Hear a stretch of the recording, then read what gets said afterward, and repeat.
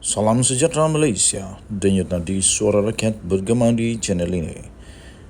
Jangan lupa tekan butang subscribe, like dan share. Malaysia kita punya, cintai Malaysiaku, kita jaga kita.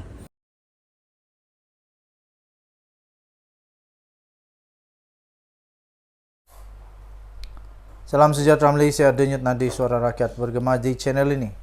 Kalaulah Azmin tak lari, ini sah. Azmin lari lah ni. Sah Azmin lari. Azmin pergi mana? Ini memang mengejutkan. Azmin lari ke mana? Jika Azmin tidak lari,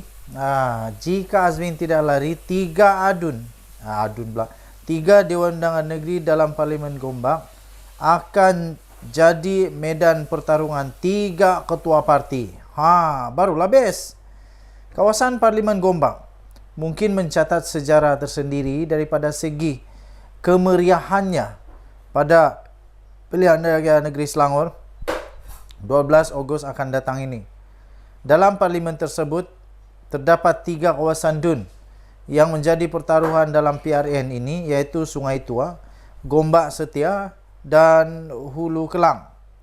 Berdasarkan pengumuman calon-calon setakat ini, DUN Sungai Tua akan ditandingi oleh Menteri Besar Sementara Selangor, Amiruddin Syari, yang juga adalah pengerusi PH dan pengerusi Majlis Pimpinan PKR Selangor.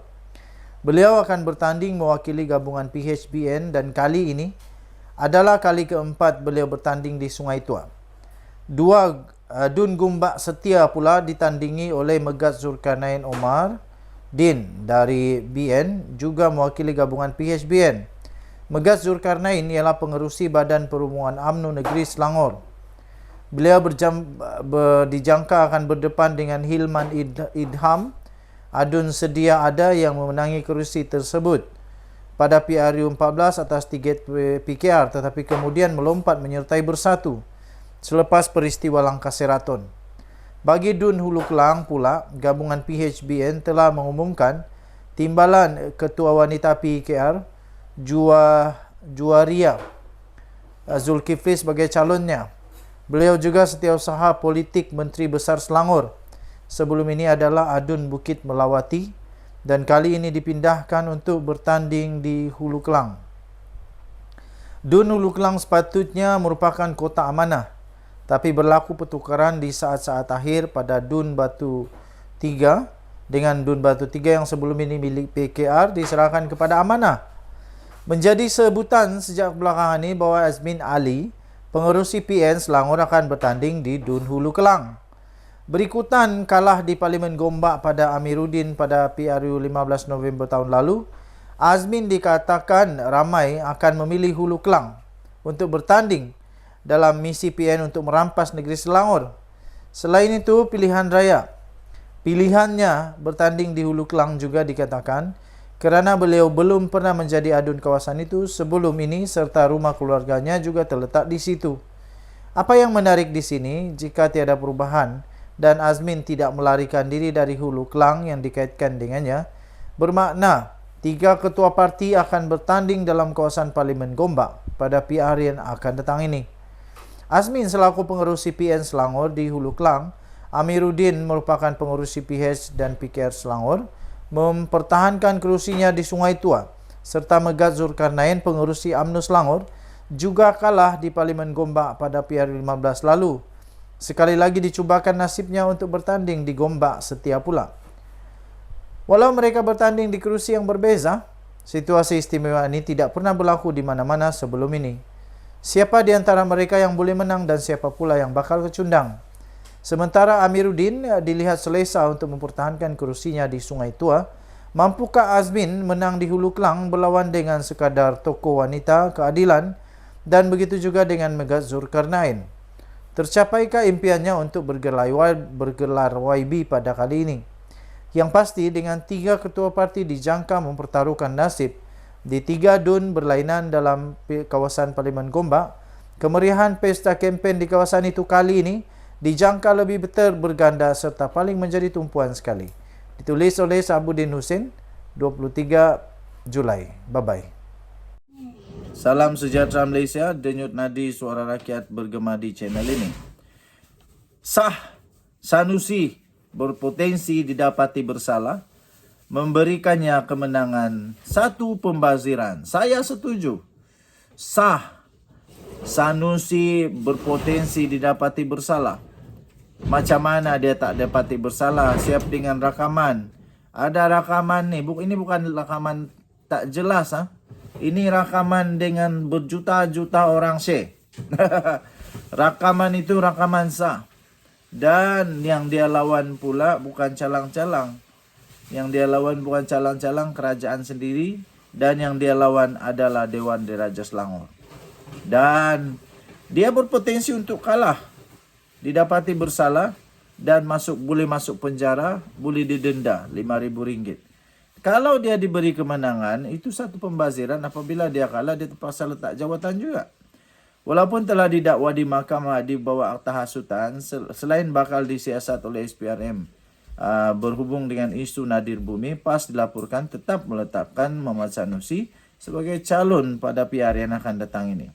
Timbalan Presiden PAS Tuan Ibrahim Tuan Man dipetik berkata Sanusi akan tetap diturunkan sebagai calon dalam PRN Kedah. Bahkan kata beliau, Menteri Besar sementara itu setakat ini kekal sebagai taruhan utama di dalam usaha PN mempertahankan Kedah daripada dirampas oleh pihak lawan. Katanya insyaAllah sehingga kini beliau masih calon utama, PAS akan kekalkan beliau katanya. Kalau kekalkan dia, tiba-tiba dia kalah di mahkamah, sia-sia segala perjuangan. Mengikut fakta, kes mahkamah yang dihadapi Sanusi adalah amat serius kerana telah menyentuh hal paling sensitif dalam isu 3R, yaitu dengan memperlekeh dan mempertikaikan kebijaksanaan Raja-Raja Melayu. Yang diperlekeh dan dipertikai itu pula bukan setakat seorang raja, tetapi dua raja, yaitu seorang Sultan Selangor dan seorang dalam hal melantik Menteri Besar, dan lagi seorang ialah yang di-Pertuan Agong berkaitan titah penubuhan kerajaan perpaduan. Tidak pernah ada mana-mana pemimpin Melayu hanya didorong oleh kepentingan politik sanggup bersikap celupar serta biadab kepada dua raja sekaligus. Dua raja. Satu serentak sebagaimana yang dilakukan oleh Sanusi pada kali ini nih. Belum pernah ada. Ini Sanusi buat satu sejarah lah. Berdasarkan keseriusan dan sensitifnya isu yang disentuh Sanusi itu, selain berdasarkan fakta dan logik akal, agak sukar sebenarnya untuk Sanusi terlepas daripada dikenakan hukuman atas kesalahan yang dilakukannya itu. Kedua-dua pertuduhan yang dikenakan terhadapnya ialah mengikut Seksyen 4-1-E Akta Hasutan 1948 dan boleh dihukum mengikut Seksyen 4-1 akta yang sama yang membawa hukuman denda sehingga RM5,000 atau penjara maksimum 3 tahun atau kedua-duanya jika sabit kesalahan. Dalam hal ini, jika PAS menjunjung penghormatan yang tinggi kepada raja, langkah terbaik mereka ialah tidak meletakkan Sanusi sebagai calon dalam mana-mana pilihan raya sehingga selesai kes.